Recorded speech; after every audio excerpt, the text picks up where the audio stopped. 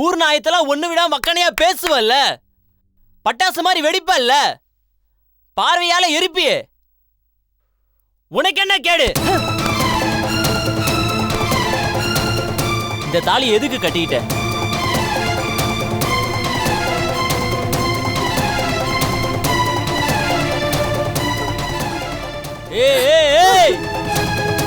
இப்ப அழுது ஒரு பிரயோஜனமும் கிடையாது. உன் கூட நான் கொஞ்சம் தனியா பேசணும். என்ன நடந்துச்சுன்னு எனக்கு தெரியணும். என் கூட வா. தொடாதீங்க என்ன தீபா, தொடாதீங்கன்னு சொன்ன. இனிமே பேச வேண்டியது எதுவுமே இல்ல. எல்லாமே முடிஞ்சு போச்சு. தீபா செத்துட்டா.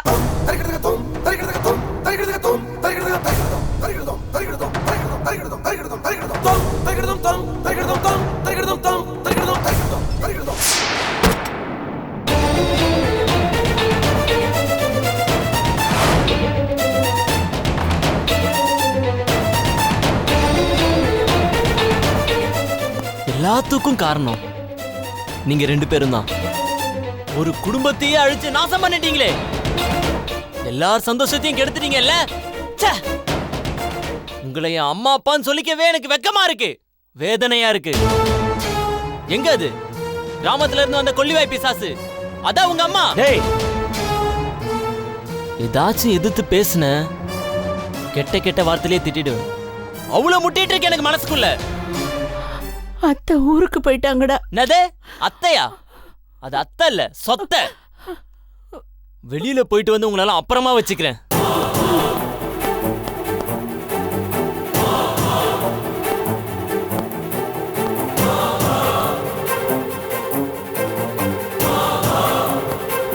துரோகிங்களுக்கு எதுக்கு துபாயில இருந்து பார்சல்?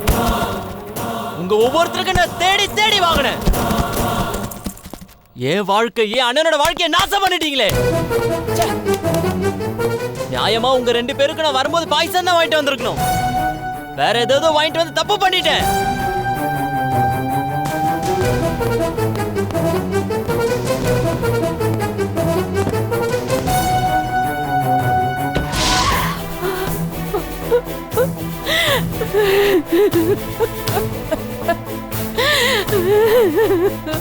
சரி பார்வதி, அழாத.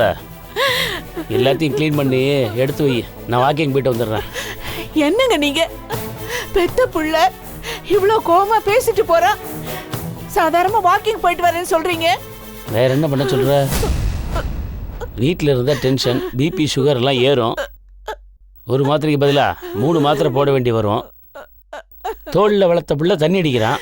பாசமாக வளர்த்த புள்ள ஃபாரின்லேருந்து பார்சல் வாங்கிட்டு வந்து காலால மிதிக்கிறான். எல்லாம் விதிடி.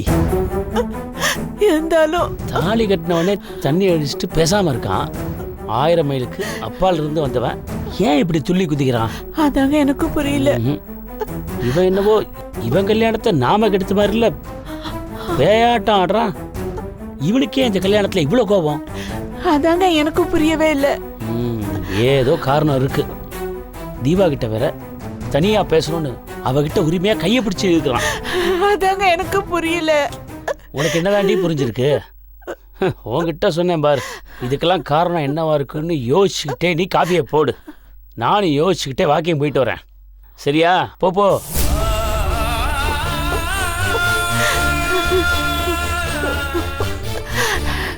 கடவுளே, இன்னும் இந்த வீட்டில் என்னென்ன சோதனை வரப்போகுதோ எனக்கு ஒண்ணுமே புரியலையே. இந்த குடும்பத்துக்கு நிம்மதியான வாழ்க்கை எப்பதான் கொடுக்க போற?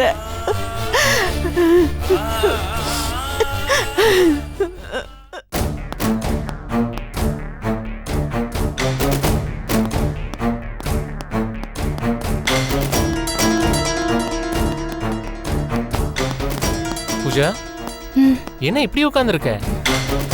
ஒண்ணும் இல்லைங்க. இன்னும் கிளம்பலையா நீ? எங்க? சரியா போச்சு, போ.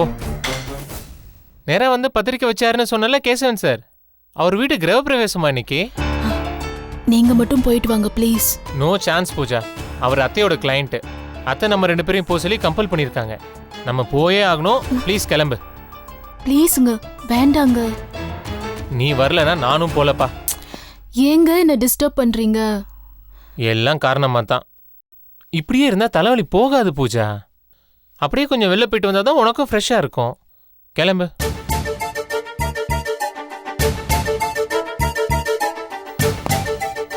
கிளம்பு பூஜா. போ சீக்கிரம் ட்ரெஸ் சேஞ்ச் பண்ணிட்டு வா. ஏ இந்த ட்ரெஸ்க்கு என்ன குறைச்சல்? இதுவே போதும். சரி போ.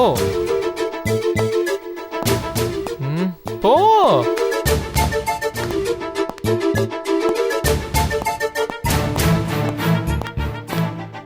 உட்காரு பூஜா.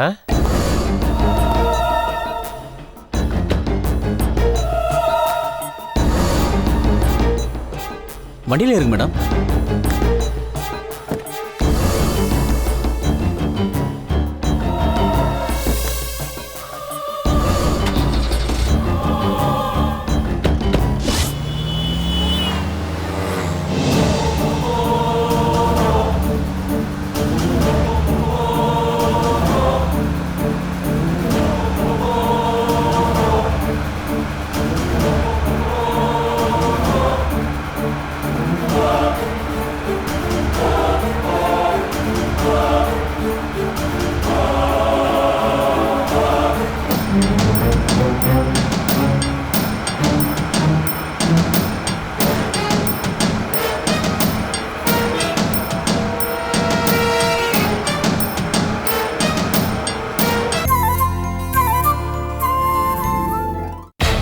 பூஜா பூஜா என்ன ப்ராப்ளம் உனக்கு? என்ன? ஒன்றும் இல்லையே. இல்லை, ஒரு வாரமாக நான் உன்னை வாட்ச் பண்ணிட்டு தான் இருக்கேன். உன் முகம் சரியில்லை, நீ நடந்துக்கிறது எதுவுமே சரியா படல. உனக்கு என்னதான்ப்பா பிரச்சனை? யாராவது உன்னை மிரட்டுறாங்களா? சொல்லுமா. ஹலோ, என்னங்க பார்த்து விட்ட மாட்டீங்க? Sorry sir, speed breaker. என்னங்க ஸ்பீட் பிரேக்கரு? Sorry sir. பார்த்து கேப்ல ஓடுங்க. சரிங்க சார். பூஜா, வெளியே வந்தா குழந்தை மாதிரி துள்ளி குதிச்சு ஹாப்பியா வருவ. இப்ப ஏமா உம்முன்னு வர? அதான் தலைவலின்னு சொன்னல. நீங்க தான் கம்பல் பண்ணி கூட்டிட்டு வந்தீங்க. இப்ப லெக்சர் வேற எடுக்கிறீங்க. இன்னும் தலைவலி ஜாஸ்தி ஆகுது.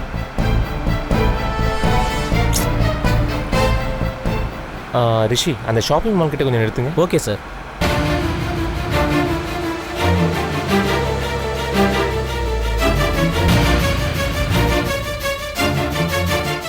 பூஜா, நான் போய் ஏதாவது கிஃப்ட் வாங்கிட்டு வந்துடுறேன். ஓகே? இருங்க, நானும் வரேன். ஏய், நீ தான் தலை வலிக்குதுன்னு சொன்னல, நீ கார்லயே ரெஸ்ட் எடு. ஏசி ஆன்லயே இருக்கட்டுங்க. Okay sir. நான் வந்துடுறேன்.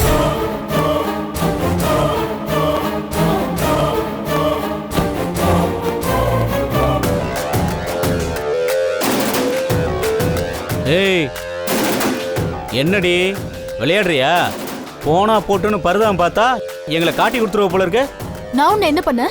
அவன் தான் சொல்றான்ல, எப்போதும் கலகலப்பா இருப்ப, இப்ப என்ன டல்லா இருக்கன்னு. அவனுக்கு சந்தேகம் வருதுல்ல, அவன் கூட கலகலப்பா இருக்க வேண்டியது தானே. கட்டின புருஷன் தானடி அவன். இளவு வீட்டுக்கு போற மாதிரி எப்ப பார்த்தாலும் மூஞ்சி வச்சிருக்க. ஆமா, ஒரு பக்கம் கட்டின புருஷன், இன்னொரு பக்கம் கொலைகார பாவிங்க. நீங்க ரெண்டு பேரும் பக்கத்து பக்கத்துல இருக்கிறப்போ எப்படி சந்தோஷமா கலகலப்பா இருக்கிறது? யாரு? நான் கொலகார பாவியா? நீ தாண்டி கொலகாரி. Shut up. You shut up. என்னடி முறைக்கிற? அந்த ராமனை போட்டு தள்ள மாதிரி என்னையும் போட்டு தள்ளலான்னு பாக்குறியா? எனக்கு என்ன ஆபத்து வந்தாலும் உடனே உன் வீடியோ நெட்ல அப்லோட் ஆயிருண்டி. என் ஃப்ரெண்டு ஒருத்தர்கிட்ட சொல்லி வச்சிருக்கேன், தினம் சாயந்தரம் 5 மணிக்கு நான் அவனுக்கு ஃபோன் பண்ணலனா 5:05க்கு நீ நெட்ல இருப்ப. உன்னை உலகம் பூரா பார்த்துட்டு இருக்கோம். என்கிட்ட வாழாட்டாத, ஒட்ட நறுக்கிடுவேன். நான் உன்னை மிரட்டினா சொல்லு? நான் உன் மேல கை வச்சனா சொல்ல? உன் பக்கத்தில் நின்று பணம் வசூல் பண்ண வந்திருக்கேன், அவ்வளோதானே? அதுக்கு தானே இந்த டிரைவர் வேலை. நீ 5 கோடி கொடுத்துரு, அடுத்த நிமிஷமே நான் காணாம போயிடுறேன். தர முடியாதுல்ல? உன் நன்மைக்காக தான் நான் டிரைவரா இருக்கேன், அதை முதல்ல புரிஞ்சுக்கோ. அவன் வந்தான்னா உனக்கு பிடிக்குதோ இல்லையோ, அவன் கூட க்ளோஸா இருக்கிற மாதிரி நடிச்சு தொலை. வீணா அவனுக்கு சந்தேகத்தை கிளப்பிடாத, நமக்கு தான் பிரச்சனை வரும். புரிஞ்சுதா? அவன் வரான் வரான் வரான்.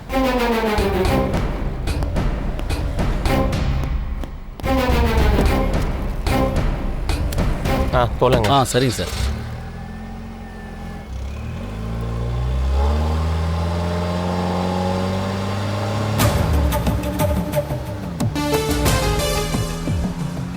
என்ன பூஜா, ஏன் உன் கண்ணு கலங்கிருக்கு? இல்ல ஒண்ணும் இல்ல. I miss you Swaroopan. அப்பாடா, இப்போதான் ஏன் பூஜை.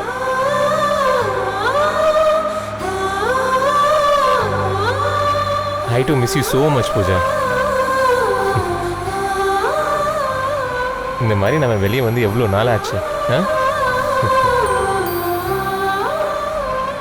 ஏய், இன்னொரு விஷயம், அங்கே ஃபங்க்ஷனுக்கு வந்து டல்லாக இல்லாமல் இதே மாதிரி ஹாப்பியாக இருக்கணும். ஓகே?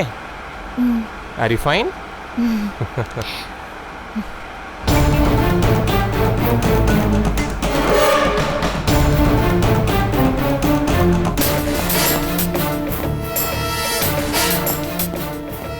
பிரேமா, பிரேமா, பிரேமா. ஹலோ தம்பி, இங்க வா. யார் நீ?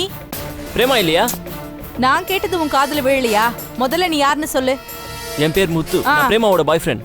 என்னது? ஏய் முத்து, நீ எங்க இவ்வளவு தூரம்? தோபர், உன் கூட கொஞ்சம் பர்சனலா பேசணும். எதை பத்தி? கல்யாணத்தை பத்தி தான். அது வந்து ப்ளீஸ், நீ வந்தே ஆகணும். நீ இல்லாம எதுவுமே நடக்காது பிரேமா. என்ன? ஏய், என்னடி நடக்குதுங்க? அக்கா, நான் போயிட்டு வந்து சொல்றேன்க்கா. ஏய், என்னடி?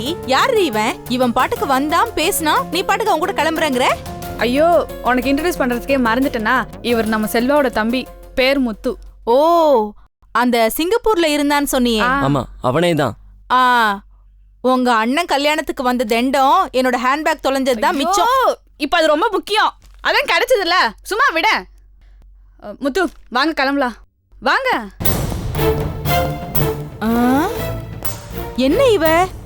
நான் சொல்லிக்கிட்டே இருக்கேன், காதுல வாங்காம இவ பாட்டுக்கு அவன் இழுத்துட்டு போறா. அப்படி என்ன அவசரம் இவளுக்கு? ஒருவேளை இவங்க 2 பேருக்கும் ஏதாவது லிங்க் இருக்குமோ?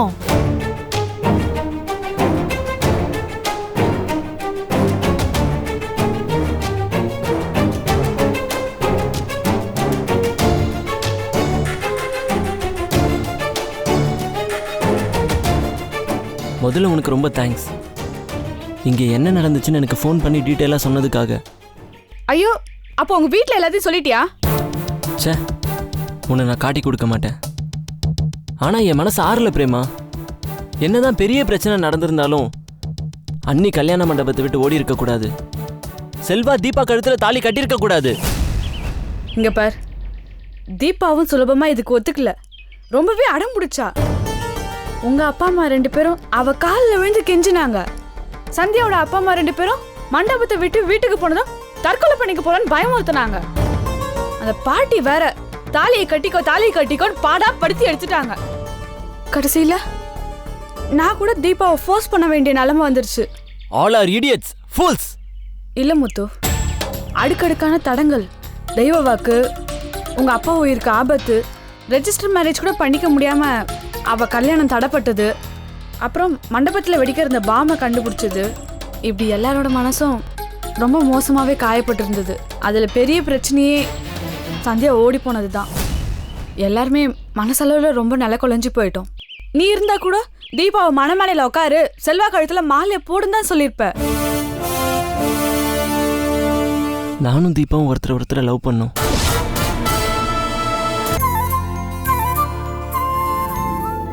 என்னது? ஆமா, நானும் தீபாவும் ஒருத்தர் லவ் பண்றோம்.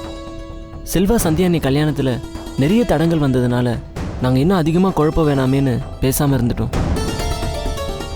நான் சிங்கப்பூர்ல இருந்து வந்ததும் தீபாவை நான் கல்யாணம் பண்ணிட்டு நாங்க 2 பேரும் சிங்கப்பூர் போய் செட்டில் ஆகிறதா தான் பிளான். என்ன முத்து, இப்படி ஷாக் மேல ஷாக்கா தர? ஷாக் இல்ல, சத்தியம். ஆனா அந்த சிச்சுவேஷன்ல தீபா அதை பத்தி சொல்லவே இல்லையே. நான் முத்து லவ் பண்றேன், அவரும் என்ன லவ் பண்றாரு, எங்களுக்கு இப்படி ஒரு பிளான் இருக்குன்னு அவ ஒரு வார்த்தை சொல்லியிருந்தா போதுமே. சொல்லியிருந்தா மட்டும் என்ன இருக்கும்? எங்க காதலை பத்தி தெரியாம இந்த கல்யாணத்தை பண்ணி வச்சவங்க இன்னும் கொஞ்ச நேரம் அழுதுட்டு அதுக்கப்புறம் தெரிஞ்சே பண்ணி வச்சிருப்பாங்க. அப்படி இல்ல முத்து, அட்லீஸ்ட் தீபா இதை என்கிட்ட சொல்லியிருந்தா நான் தடுக்க போராடி இருப்பேன். என்கிட்ட கூட வேண்டாம், செல்வாவை தனியா கூப்பிட்டு அவர்கிட்ட ஒரு வார்த்தை சொல்லியிருந்தா செல்வா இந்த விஷயத்த மறைச்சு சந்தியா கழுத்துல தான் தாலி கட்டுவேன்னு பிடிவாதமா நினைப்பார்ல. உங்க லவ் மேட்டர் வெளியிலே தெரியாம இந்த கல்யாணத்தை ஈஸியா நிறுத்திருக்கலாம்ல. அது தீபாவோட தப்பு தான். அதுதான் எனக்கு அவன் மேல ஆத்திரம். அவன் நினைச்சிருந்தா, உறுதியா போராடி இருந்தா அவ கழுத்துல செல்வா தாலி கட்டுறத அவ தடுத்திருக்கலாம். ஆனா அதை அவ செய்யல. அதுதான் அவன் மேல எனக்கு கோவம், ஆத்திரம் எல்லாமே. பாவம், தீபா மேல ரொம்ப வருத்தப்படாத முத்து. உன் மேலேயும் தப்பு இருக்கு. உங்க வீட்ல ஒரு வார்த்தை சொல்லிருக்கலாம். ஏன் உங்க அண்ணனும் நீயும் ரொம்ப க்ளோஸ் தானே, அவர்கிட்ட ஒரு க்ளூ கொடுத்துருக்கலாம்ல. அவர் இதை சமாளிச்சிருப்பார்ல. கல்யாணத்துக்கு முதல் நாள் நீ வரேன்னு சொன்ன, ஆனா நீ வரல. தாலி கட்டுற நேரத்துலயும் வரல. உன் மேலேயும் தப்பு இருக்குல்ல முத்து. நான் என்னத்த சொல்றது, கடைசியில என் தலையில தான் விடிஞ்சுது. நாசமா போற கம்பெனிக்கார லீவ் கொடுக்கலையே. இப்படி ஒவ்வொருத்தருக்கும் ஒவ்வொரு காரணம். யாருன்னு நம்ம குத்தம் சொல்றது? ப்ளீஸ், நீ தீபாவை தயவு செஞ்சு திட்டாத. அவ ரொம்பவே பாவம். பெத்த அம்மா அப்பா கண்ணு முன்னாடி கதறி அழும்போது, நாங்க தற்கொலை பண்ணிப்போன்னு மனசுடைஞ்சு அழும்போது, ஆம்பளை பசங்க வேணா கல்லு மாதிரி இருப்பீங்க, ஆனா பொம்பளை பிள்ளைங்க நாங்க தாங்க மாட்டோம். எங்களுக்கு கல் மனசு கிடையாது, கண்ணாடி மனசு. ஆனா அது கல்லுப்பட்டு உடையணுன்ற அவசியம் இல்லை. ஒரு துளி கண்ணீர் பட்டாலே உடஞ்சிரும். என்ன பிரேமானி, இப்ப என் வாழ்க்கையே போச்சு. அவ மட்டும் கொஞ்சம் ஸ்ட்ராங்கா இருந்திருந்தானா? இல்ல முத்து, தீபா அந்த 2 நாளும் ரொம்ப பதட்டமாவே இருந்தா. உள்ள போய் எப்ப பாரு அழுதுட்டே இருந்தா. போன் எடுத்துட்டு திடீர்னு எங்கேயாவது காணாம போயிடுவா. வாசல்ல போய் பார்த்துட்டு இருப்பா. யாரையோ தேடுவா. அவளுக்கு வேற எதுவும் பிரச்சனைன்னு நான் கூட சந்தேகப்பட்டேன். ஆனா அவங்க லவ் மேட்டர்னு உனக்காக தான் ஏங்குறான்னு எனக்கு தெரியாது. இப்பதான் எல்லா விஷயமே எனக்கு புரியுது. அப்ப எனக்கு எதுவுமே தெரியல. இப்ப என்னதான் பண்றதுனா? எனக்கு தீபா வேணும். ஏய் இடியட், இப்ப அவ உன் அண்ணி. அவ என் அண்ணி இல்ல, சந்தியா தான் என் அண்ணி. தீபா என் காதலி. தப்பு முத்து, அவ கழுத்துல இப்ப தாலி ஏறிடுச்சு. இனிமே அப்படி பேசுறது நினைக்கிறது எல்லாமே முதல்ல தப்பு. ஏற்கனவே குட்ட குழம்பு இருக்கு, நீ அதை ஒரே கழிச்சு சாக்கடையாக்காத. நீ லவ் பண்ணியிருந்தா தெரியும். நீ எனக்கு அட்வைஸ் பண்ற வேலையெல்லாம் வச்சுக்காத. எனக்கு ஒரே ஒரு ஹெல்ப் மட்டும் பண்ணு. என்ன? தீபாவை நான் மீட் பண்ணணும், அவ கூட பேசணும். அதுக்கு நீ ஏற்பாடு பண்ணு. அதெல்லாம் என்னால முடியாது முத்து. ஏற்கனவே ஒரு தப்பு நடந்து போச்சு. இன்னொரு தப்புக்கு நான் புள்ளையார் சொல்லி போட மாட்டேன். அவ உன் வீட்டை தானே இருக்கா, நீ போய் பேசு. என்ன எதுக்கு இதுல நடுவில் இழுக்கிற? அங்க வச்சு பேச முடியாது. என்ன காரணம்னே தெரியல, அவ என்ன டோட்டலா அவாய்ட் பண்றா. நான் அவ கூட பேசணும், அதுக்கு கொஞ்சம் ஏற்பாடு பண்ணு ப்ளீஸ். இந்த மாதிரி விஷயம் இந்த ஜென்மத்தில் நடக்கவே நடக்காது. ஆளை விடு.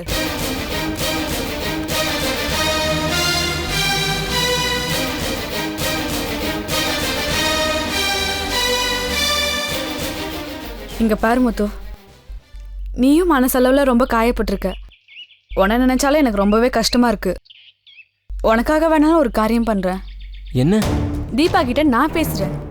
அவளோட மனநிலைமை என்னன்னு தெரிஞ்சுக்கிட்டு அதை வேணா நான் உங்ககிட்ட சொல்றேன்.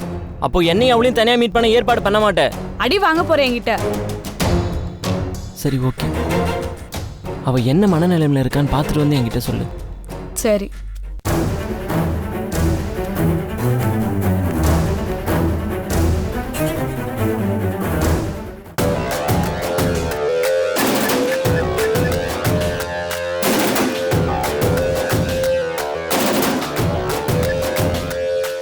டேய் நண்பா. சொல்றா ரிஷி. சொரூப வீட்டில் கார் டிரைவராக சேர்ந்துட்டேன்டா. வெரி குட்ரா. பூஜா கிட்ட நம்ம மேட்டரை சொல்லிட்டேன், எல்லாத்தையும் அவள் பார்த்துப்பா. சூப்பர்ரா. சரி, அந்த ஆளுங்களை எப்படா செட்டப் பண்ண? சொரூபனுக்கு சந்தேகம் வராதபடி நல்லாவே நடிச்சாங்கடா. அதை விட்றா. இந்த பூஜா 10 லட்ச ரூபா தரேன்னு சொல்லி சொன்னாலே, அது என்ன ஆச்சு? கேட்டேன்டா. நேத்து அவ நகையை வைக்கிறதுக்காக எடுத்துட்டு போயிருக்கா. சொரூபம் வந்து பார்த்துட்டு என்ன ஏதுன்னு கேட்டு பெரிய குடைச்சலே கொடுத்துட்டானா. வேற வழியே இல்லாம பேங்க் லாக்கர்ல வைக்க போறேன்னு போய் சொல்லியிருக்கா. நானும் கூட வரேன்னு சொரூபனும் கூட போய் லாக்கர்ல வச்சுட்டு வந்துட்டானா. இந்த அம்பளி மாமாக்கு அதெல்லாம் நமக்கு எதுக்கு? பணம் எங்க? அவ என்னடா பண்ணுவா பாவம். அவ சொன்னது நஜண்டா. நான் சொரூபகிட்ட நைஸா பேச்சு கொடுத்து அவங்க 2 பேரும் பேங்க்குக்கு போனதை நான் செக் பண்ணிட்டேன்டா. இங்க பாரு ரிஷி, நீ பண்றது எதுவுமே எனக்கு பிடிக்கல. அவளை நீ ரொம்ப லூஸ்ல விடுற. என்னடா ஃபிகர் சூப்பரா இருக்கா, வெள்ளத்தோலா இருக்கான்னு வேற ஏதாவது ரூட் போடுறியா? என் மேலே டவுட் பண்றியா? ஆமாண்டா. அப்போ நீ டிரைவராவா, நான் போய் ரெஸ்ட் எடுக்கிறேன். என்னாலாம் வர முடியாதுடா. என்ன இந்த சொரூபம் ஏற்கனவே பார்த்துருக்கான். நான் வந்தால் தேவையெல்லாம் மாட்டிப்பேன். தெரியுதுல்ல, அப்போ பேசாம இரு. என்ன போட்டு நோண்டாத. நானும் பணத்துக்காக தான் ரிஸ்க் எடுத்துக்கிட்டு இருக்கேன். ரிஷி சார் வரேன் சார்